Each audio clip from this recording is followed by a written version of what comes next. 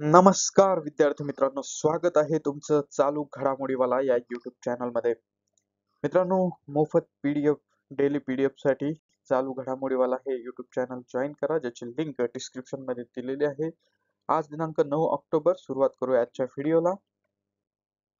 आजचा आपला पहिला प्रश्न आहे, they will shoot you madam, my life through conflict हे आत्मचरित्र कोणत्या पत्रकाराने लिहिले आहे? आणि या प्रश्नाचं उत्तर आहे ऑप्शन सी, हरिंदर बावेजा. काही पुस्तकं आणि त्याचे लेखक याच्यावर आपण एक नजर टाकू. बघा, लेखक आहेत अमिताभ कांत, ज्यांचं पुस्तक आहे how India scaled Mount G20, the inside story of G20 presidency. भारताच्या राष्ट्रपती द्रौपदी मुर्मू यांचं पुस्तक आहे wings to our hopes. K Ranjit Singh या लेखकांचं पुस्तक आहे mountain mammals of the world. Ramachandra Guha यांचं पुस्तक आहे speaking with nature, the origins of Indian एन्व्हायरमेंटलिझम.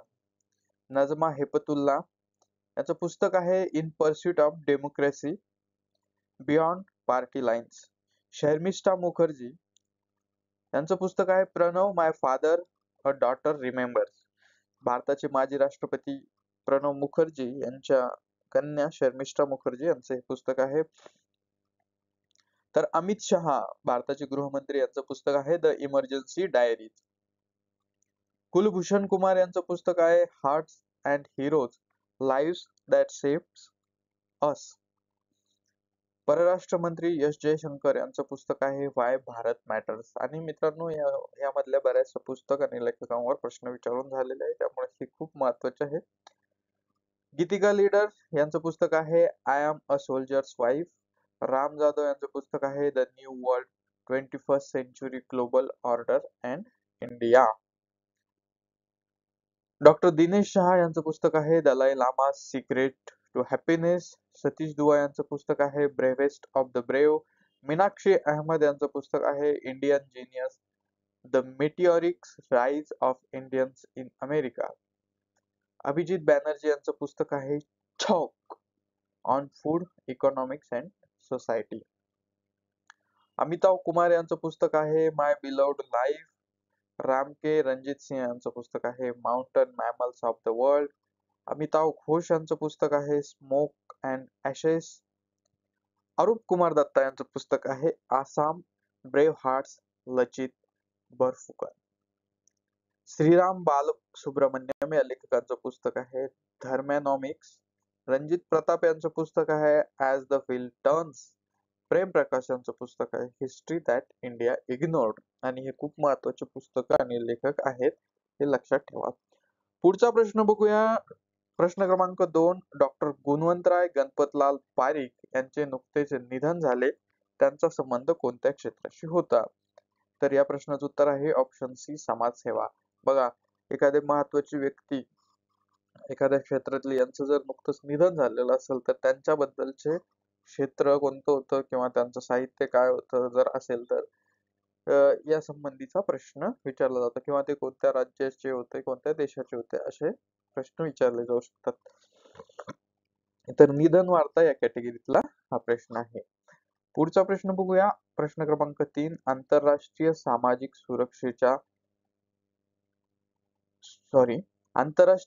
सुरक्षा संघटनेचा पुरस्कार 2025 भारताला कोणत्या क्षेत्रातील उत्कृष्ट कामगिरीसाठी मिळाला? आणि या प्रश्नाचं उत्तर आहे ऑप्शन बी, सामाजिक सुरक्षा.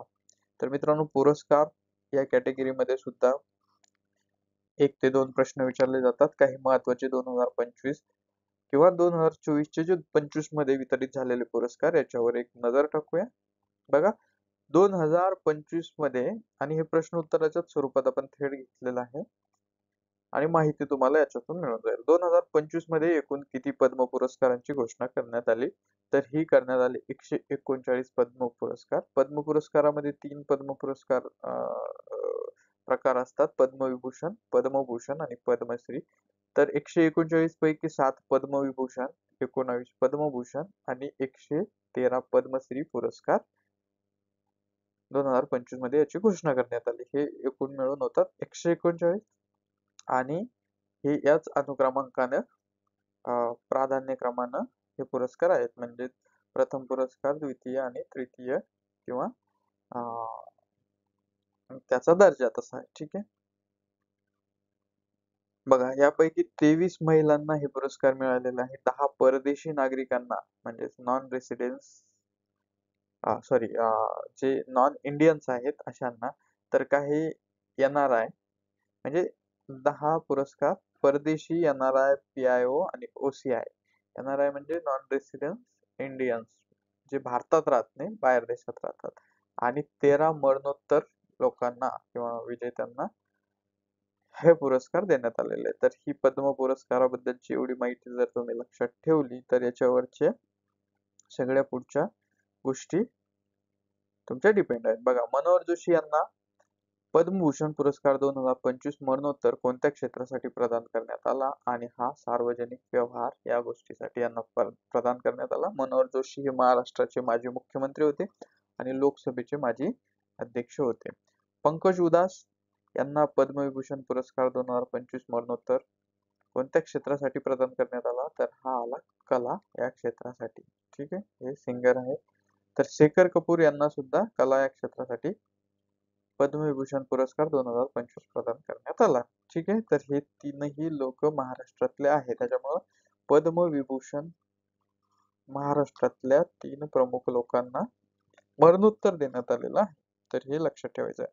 महाराष्ट्रातील किती व्यक्तींना पद्मविभूषण पुरस्कार 2025 प्रदान करण्यात आला, तर हा या 3 लोकांना प्रदान करण्यात आलेला आहे आणि तिघांनाही मरणोत्तर. त्यामुळे ही गोष्ट मात्र.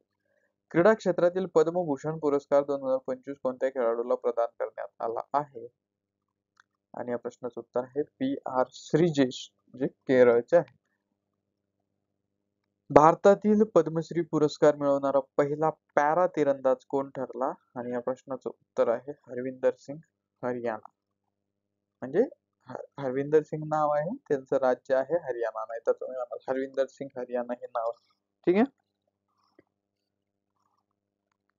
तर पुढचे काही प्रश्न बघूया. बघा, कुसुमाग्रज प्रतिष्ठानच्या वतीने दिले जाणारा 18वा जनस्थान पुरस्कार 2025 कोणाला प्रदान करण्यात आला, आणि हा सतीश आळेकर यांना देण्यात आला. रंगकर्मी सतीश आळेकर. कुसुमाग्रज प्रतिष्ठानच्या वतीने दिला जाणारा जन्मस्थान पुरस्कार 2023 कुणाला प्रदान करण्यात आला, तर हा आशा बगे यांना, म्हणजे पाठीमागचा पुरस्कार. पुणे फिल्म फाउंडेशन म्हणजे पिफचा प्रभात उत्कृष्ट आंतरराष्ट्रीय चित्रपट पारितोषिक कोणत्या चित्रपटाने पटकावले, तर हे पटकावले आर्मंड. नॉर्वेचा चित्रपट आहे. दिग्दर्शक आहे हाल्फदान उल्मन तोंडेल. ठीक आहे, पिफ ही खूप महत्वाची संस्था आहे. महाराष्ट्र शासनाचा संत तुकाराम सर्वोत्कृष्ट आंतरराष्ट्रीय मराठी चित्रपट पुरस्कार कोणत्या चित्रपटाला देण्यात आला, आणि हा देण्यात आला सांगळा या चित्रपटाचे दिग्दर्शक आहे रायबा गजमल. ठीक आहे. जापान अकादमी चित्रपट पुरस्कार 2025 साठी सर्वोत्कृष्ट आंतरराष्ट्रीय श्रेणीत कोणत्या चित्रपटाची निवड करण्यात आली, आणि या चित्रपटाचं नाव आहे लापता लेडीज. दिग्दर्शक आहेत किरण राव. पुणे फिल्म फाउंडेशन पिफचा सर्वोत्कृष्ट अभिनेता पुरस्कार कोणाला प्रदान करण्यात आला, आणि या प्रश्नाचं उत्तर आहे अनिल दाभाडे. चित्रपट आहे सांगळा. ठीक आहे. पुणे फिल्म फाउंडेशनच्या सर्वोत्कृष्ट अभिनेत्रीचा पुरस्कार कोणाला प्रदान करण्यात आला, आणि हा प्रदान करण्यात आला छाया कदम यांना. चित्रपट आहे स्नो फ्लावर. तर हे काही महत्वाचे पुरस्कार अलीकडच्या काळातले याच्यावरचे प्रश्न. चौथा प्रश्न बघूया. दक्षिण भारतातील पहिले पूर्णतः सौर ऊर्जेवर चालणारे गाव कोणते आहे, आणि या प्रश्नाचं उत्तर आहे ऑप्शन बी कोंडारेड्डीपल्ली. ठीक आहे. आता भारतातील पहिले, जगातील पहिले, महाराष्ट्रातील पहिले, जिल्ह्यातील पहिले. ठीक आहे, तर या कॅटेगरीवर प्रश्न विचारले जातात. तर प्रथम घटना त्याला आपण म्हणतो. तर याच्यावर आपण काही प्रश्न उत्तर वन लाईनर प्रश्न एकदा बघूया. बघा, दलित आरक्षणाच्या उपवर्गीकरणावर सर्वोच्च न्यायालयाच्या ऐतिहासिक निर्णयाची अंमलबजावणी करणारे पहिले राज्य कोणते? तर हे राज्य आहे हरियाणा. जातनिहाय गणना करणारे स्वतंत्र भारतातील पहिले राज्य कोणते? बिहार. देशातील पहिले संविधान भवन कोणते? पिंपरी चिंचवड. म्हणजे कोणत्या ठिकाणी बरं का. समन्स आणि वॉरंट डिजिटल जारी करण्याची परवानगी देणारे पहिले राज्य कोणते? तर हे आहे मध्य प्रदेश. भारताचे पहिले संविधान संग्रहालय कुठे आहे? हे आहे सोनीपत, हरियाणा या ठिकाणी. पर्यावरण जहाज निर्देशांक ESI पोर्टलवर सूचीबद्ध होणारे देशातील पहिले बंदर कोणते? तर मार्मा गोवा. इन्व्हेस्टेड इंडियाचे परदेशातील पहिले कार्यालय कोणते? तर ते आहे सिंगापूर. देशातील पहिले मल्टी मॉडेल लॉजिस्टिक पार्क कोणते? ते आहे मापेडू, चेन्नई, तामिळनाडू. नुमालीगड रिफायनरी लिमिटेडचे पहिले विदेशी कार्यालय कुठे आहे? तर हे आहे ढाका, बांगलादेश या ठिकाणी. तर आशियातील पहिले प्रमाणित हरित नगरपालिका कोणती आहे? तर ही आहे बॉन्ड बडोदरा महानगरपालिका, गुजरात. ईशान्य भारतातील पहिले जागतिक सांस्कृतिक वारसा स्थळ कोणते? चरईदेव मोईदेव, आसाम. देशातील पहिले अत्याधुनिक AI सेंटर ऑफ एक्सलन्स कोणते? तर हे आहे IIT नागपूर. CNG वर धावणारी जगातील पहिली मोटरसायकल कोणती आहे? तर ती आहे फ्रीडम बजाज, म्हणजे बजाज कंपनीची. भारतातील पहिले ग्राफीन सेंटर कुठे आहे? तर ते आहे कोची, केरळ या ठिकाणी. मतदारांना न्यायाधीश निवडण्याची परवानगी देणारा जगातील पहिला देश कोणता? तर हा आहे मेक्सिको. ठीक आहे. आणि ही खूप महत्वाचा प्रश्न आहे, याला स्टार करून ठेवा बघा. न्यायाधीश हे सुद्धा मतदान करून निवडले जातात. भारतीय न्याय संहिता अंतर्गत पहिला गुन्हा दाखल करण्यात आलेले शहर कोणते? तर ते आहे ग्वाल्हेर, मध्य प्रदेश. महिला कर्मचाऱ्यांना मासिक पाळीची रजा लागू करणारे पहिले उच्च न्यायालय कोणते? तर हे आहे सिक्कीम. समान नागरी कायदा लागू करणारे पहिले राज्य कोणते? उत्तराखंड. नवीन संसद इमारतीत शपथ घेणारे पहिले व्यक्ती कोण?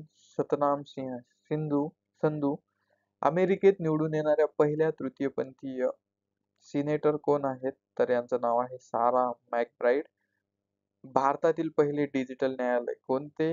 हाही खूप महत्वाचा प्रश्न आहे आणि याचं उत्तर आहे कोल्लम, केरळ. आणि ओडिशातील पहिल्या मुस्लिम आमदार कोण आहेत? तर ह्या आहेत सोफिया फिरदोस. ठीक आहे. तर ही गोष्ट, ह्या महत्वाच्या गोष्टी लक्षात ठेवा. चला पुढचा प्रश्न बघूया. प्रश्न क्रमांक 5.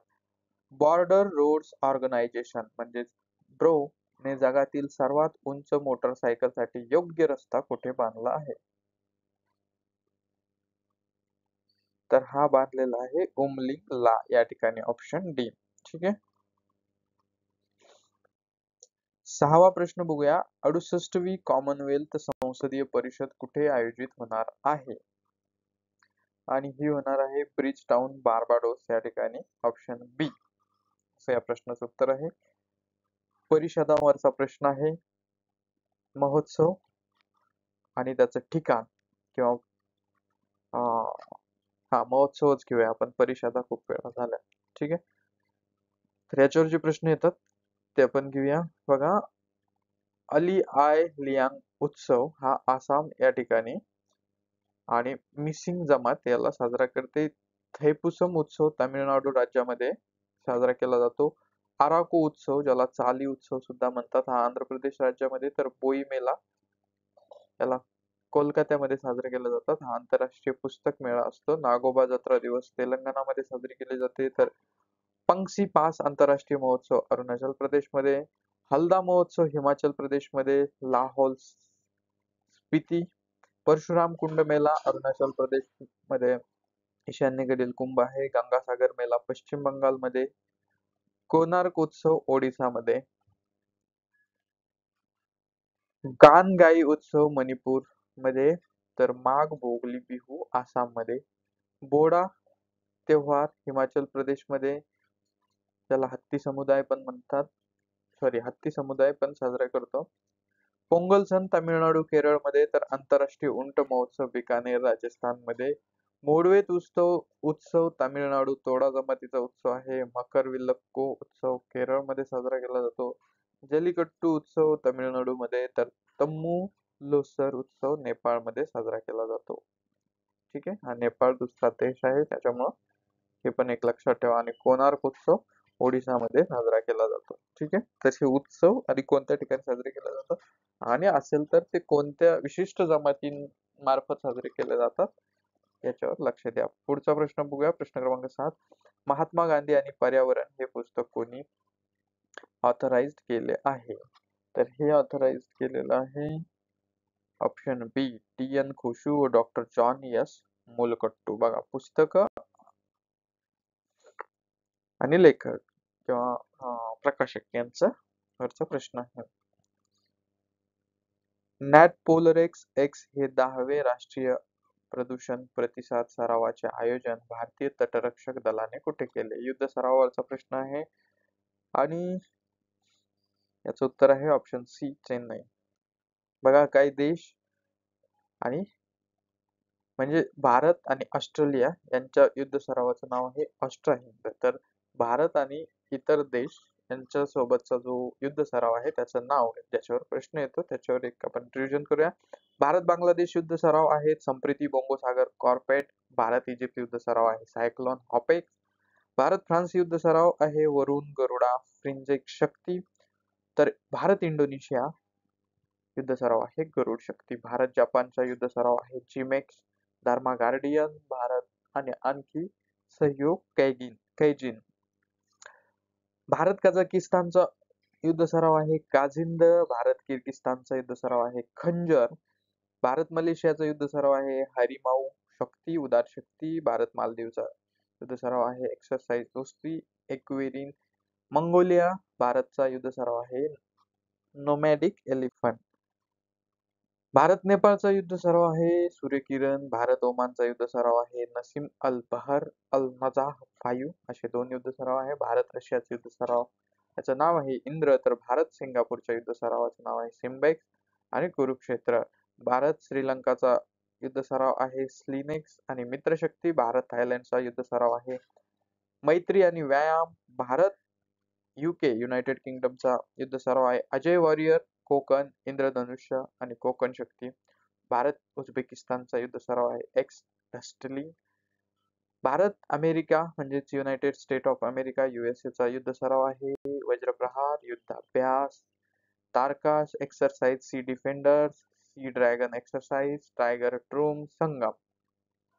आणि भारत व्हिएतनामचा युद्ध सराव आहे फिनबॅक्स. ठीक आहे.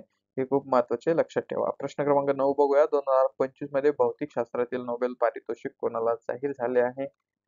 आणि या प्रश्नाचं उत्तर आहे ऑप्शन बी, जॉन क्लार्क, मिशेल डेओरेट आणि जॉन मॉर्टिनिश.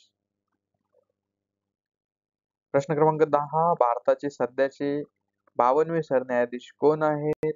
आणि हे आहेत ऑप्शन सी, भूषण रामकृष्ण गवई. चर्चेतला मुद्दा आहे बघा, कालच यांच्यावर एक भ्याड हल्ला करण्याचा एक प्रयत्न झाला, त्याच्यामुळं बघा, सरन्यायाधीश आहेत भूषण गवई. सरन्यायाधीश म्हणजे उच्च न्यायालयाचे मुख्य न्यायाधीश, यांना आपण सरन्यायाधीश म्हणतो, जे भारतामध्ये किंवा देशामध्ये आपल्या एकच असतात.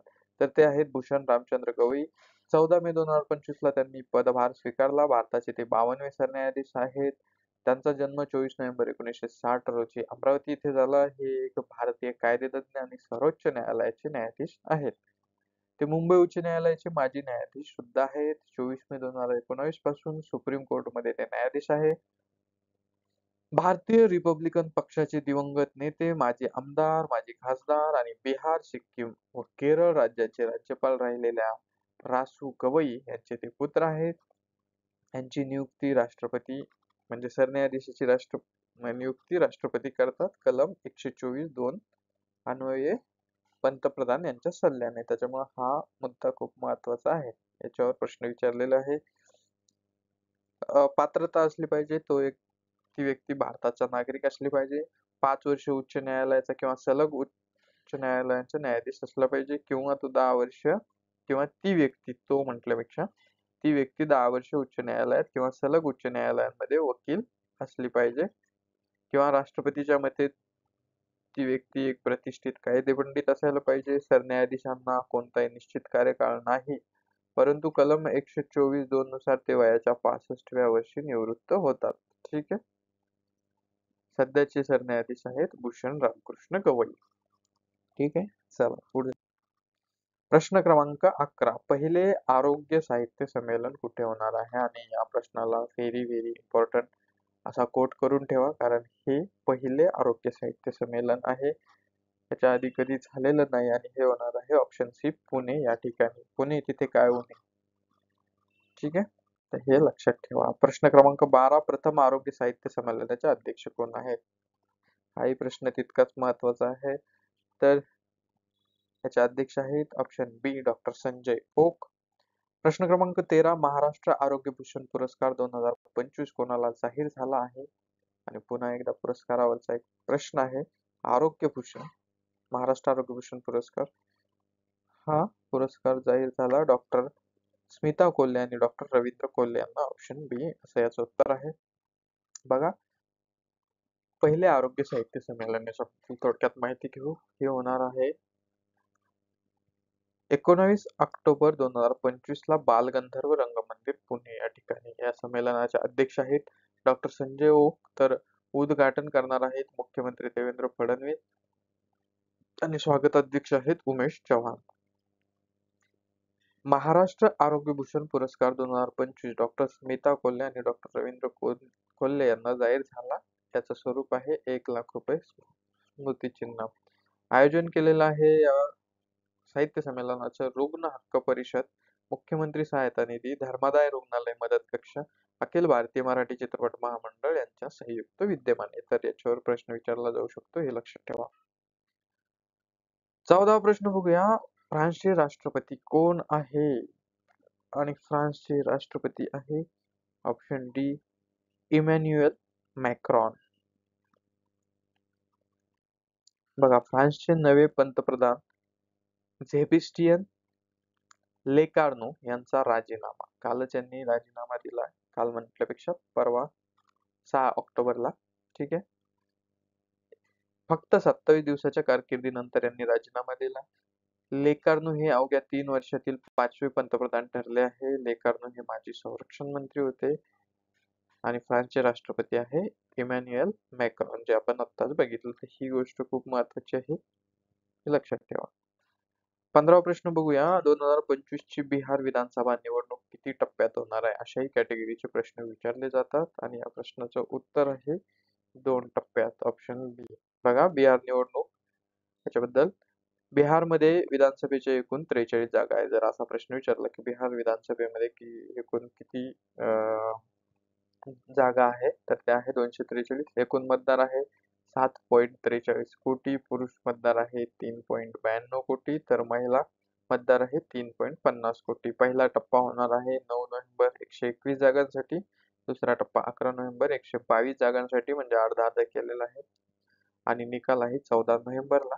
तर ही अशा पद्धतीने निवडणूक होणार आहे. आपल्याला निवडणूक असल्यामुळे बिहारच्या संदर्भात प्रश्न विचारले जातील. तर त्याच्यामध्ये हा एक प्रश्न येऊ शकतो, किंवा कोणत्या राज्यात विधानसभा निवडणूक आहे हा येऊ शकतो. तर पण ही सुद्धा माहिती जनरल जर लक्षात असेल, कारण याच्यावर तर शक्यतो प्रश्न येणार नाही की एकूण मतदार किती आहे, पण एखाद्या वेळेस विचारलाही जाऊ शकतो, कारण लेटेस्ट आहे. लेटेस्ट करंट मध्ये काही पण विचारलं जाऊ शकतं. तर मित्रांनो, हे होते आजचे प्रश्न. आजचा व्हिडिओ तुम्हाला कसा वाटला ते कमेंट मध्ये नक्की सांगा. सभ्य भाषेत सांगा, कारण बऱ्याचदा कमेंट करायची म्हणजे कोणती भाषा वापरायची असा त्याचा अर्थ होत नाही. तर पोलीस भरती, सरळ सेवा, MPSC, UPSC, staff selection commission, TCS, IBPS मार्फत घेतल्या जाणाऱ्या परीक्षा, group C, group D, banking, तसेच पोलीस पाटील, पोलीस भरती, ग्रामसेवक भरती, तलाठी भरती, इतर सर्व स्पर्धा परीक्षांसाठी उपयुक्त असणाऱ्या चालू घडामोडी पीडीएफ मध्ये मिळवण्यासाठी आपल्या चालू घडामोडी या टेलिग्राम चॅनलला जॉईन करा. सोबतच आपल्या इंस्टाग्राम अकाउंटला फॉलो करा, ज्या दोघांची लिंक डिस्क्रिप्शन मध्ये तुम्हाला दिलेली आहे. आणि जर तुम्ही अद्याप आपल्या युट्यूब चॅनलला सबस्क्राईब केलं नसेल तर त्याला सबस्क्राईब करून घ्या. भेटूया उद्याच्या व्हिडिओत. व्हिडिओ शेवटपर्यंत बघितल्याबद्दल मनपूर्वक धन्यवाद. Thank you so much.